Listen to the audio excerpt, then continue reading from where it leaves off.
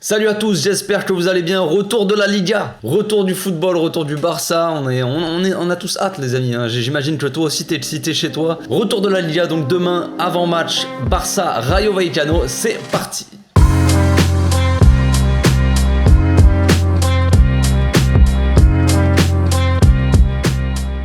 Au passage, n'hésitez pas à vous abonner, liker et commenter. C'est le meilleur moyen de me soutenir et ça fera plaisir à tonton.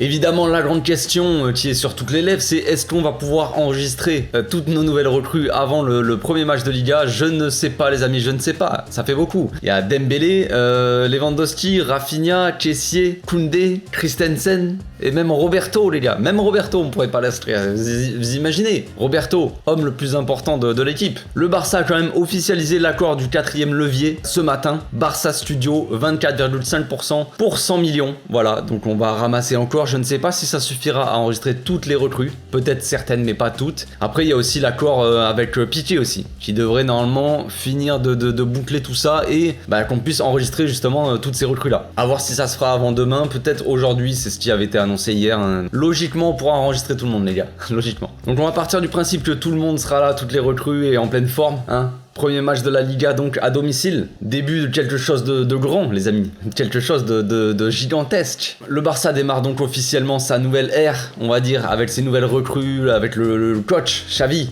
La Xavineta, qui a pu mettre en place, faire une pré-saison vraiment digne de ce nom. On le voit sur les vidéos, les gars, on le voit depuis la pré-saison. On a vu toutes les images, on voit une équipe qui bosse dur, des mecs qui travaillent comme des porcs, comme des oufs. Toute l'équipe a doublé de volume quasiment, enfin bref, ça travaille bien, ça travaille dur, ça travaille sérieusement. On n'avait pas vu ça depuis des années, je pense.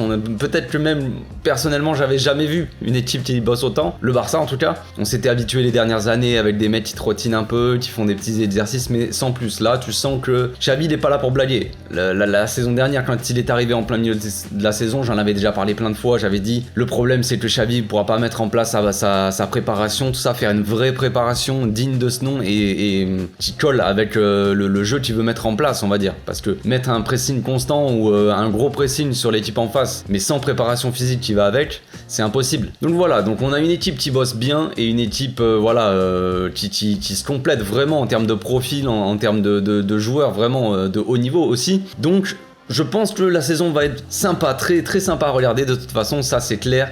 Je pense qu'on va gagner des trophées, voilà, sans trop, j'ai pas envie de m'avancer non plus, m'enflammer, mais logiquement avec l'équipe qu'on a, tout ça, on devrait faire des belles choses cette saison. Maintenant il faut que ça marche, il faut que la mayonnaise prenne comme on dit. On voit que quand même il y a une connexion qui se met en place pendant la pré-saison, il y a des connexions, des automatismes qui commencent à arriver. Voilà, au début c'était un peu plus compliqué, mais bon, c'est normal, on a beaucoup de nouveaux joueurs. On sort d'une bonne pré-saison, donc comme je l'ai dit, avec des gros scores, des victoires, une victoire importante, on va dire, pour le prestige contre le Real. Un match nul, bon, contre la Juve, tout ça, mais on a vu un peu de tout pendant cette pré-saison. On a vu une équipe de toute façon qui montait en puissance petit à petit, qui en plus de ça se comprenait mieux sur le terrain petit à petit, avec des bonnes connexions qui se mettent en place, comme je l'ai dit, principalement Lewandowski, Pedri, qu'on a vu qui marche très bien. On a vu un Dembélé, Rafinha qu'on pensait mettre en concurrence à droite, qui au final s'entendent très bien aussi. Entre autres, voilà, on a beaucoup de connexions comme ça. On a une défense aussi, Christensen, Garcia, qui a été très bonne. On a un Araujo qui est toujours monstrueux, qui monte en puissance. Voilà, il y a des choses comme ça qui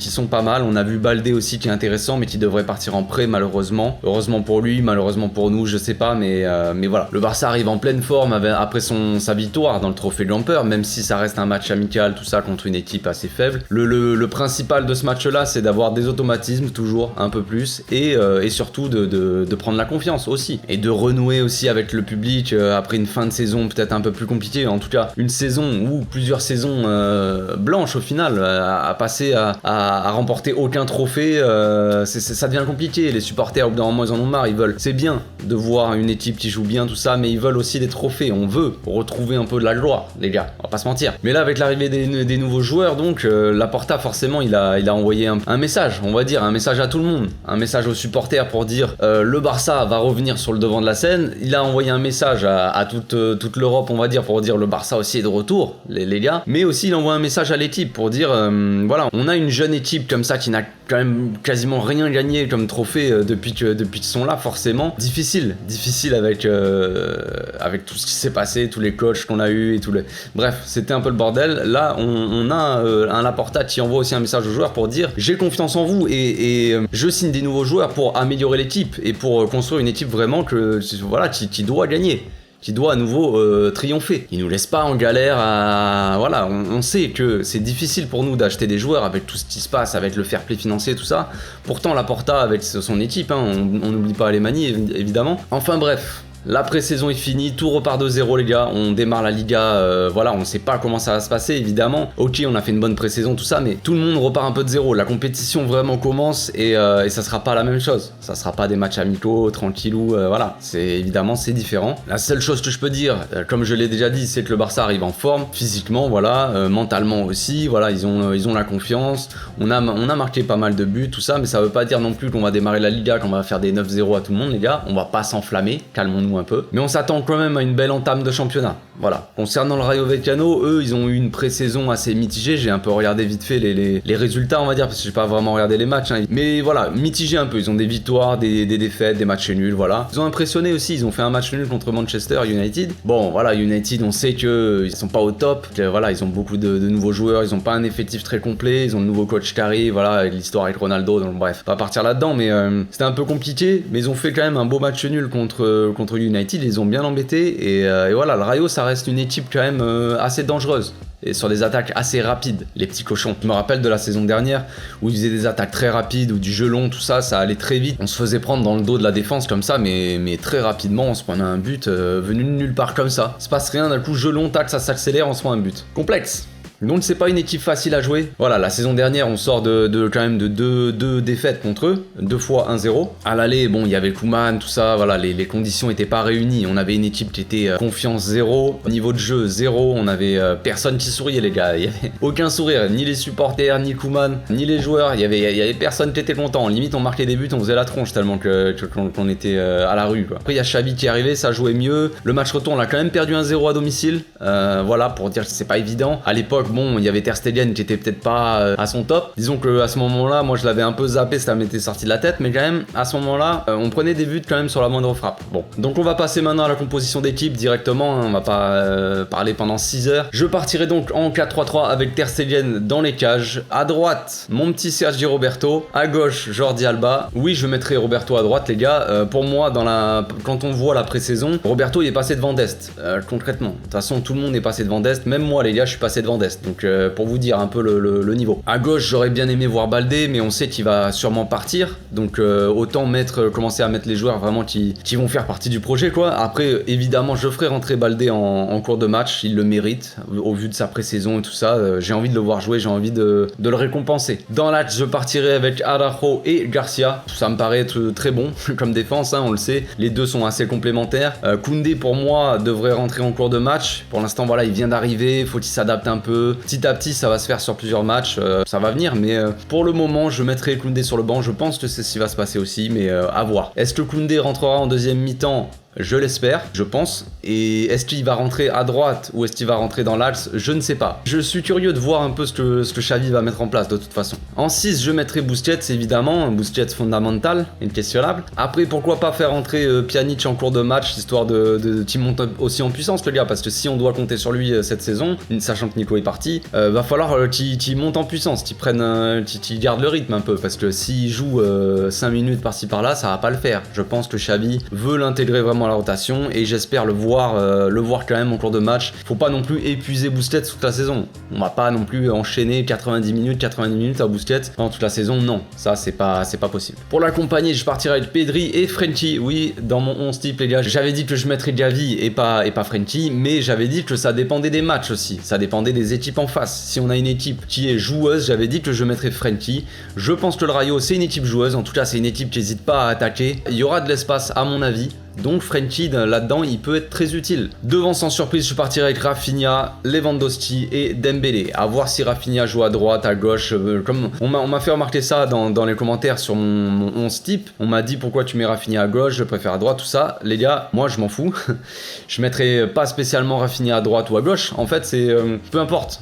On l'a vu pendant le match des Pumas, on l'a vu aussi en pré-saison. Les deux échangent vachement de côté pendant le match. Donc peu importe, Rafinha peut être à droite à un moment. 10 minutes après, on a Dembélé qui change de côté, qui échange avec lui. Il n'y a aucun souci là-dessus. Rafinha, il est très bon côté droit pour rentrer dans l'axe et marquer, apporter un peu à la Messi à l'ancienne on va dire, ou ce style d'ailier inversé on va dire. Il peut aussi jouer à gauche pour déborder et centrer, ce qu'il sait très bien faire aussi. Donc il a les deux profils comme ça, donc ça c'est vraiment très intéressant pour nous. Donc selon le match, selon comment ça se passe, selon comment l'équipe défend en face, on peut soit l'utiliser comme ailier inversé qui rentre dans l'axe, soit comme ailier qui va coller la ligne et qui va déborder et qui va centrer. Après on a Dembélé, il a les deux pieds, il peut jouer des deux côtés, il n'y a aucun problème avec lui, ça on le sait déjà. Lewandowski, voilà, forcément on attend les grands débuts de Lewandowski en match officiel. Je pense que ça va être sympa, de toute façon ça va être un match assez sympa, ça va être à domicile pour démarrer comme ça, c'est toujours mieux. Voilà, Lewandowski on l'a vu, il s'adapte très bien au jeu, il a une bonne connexion avec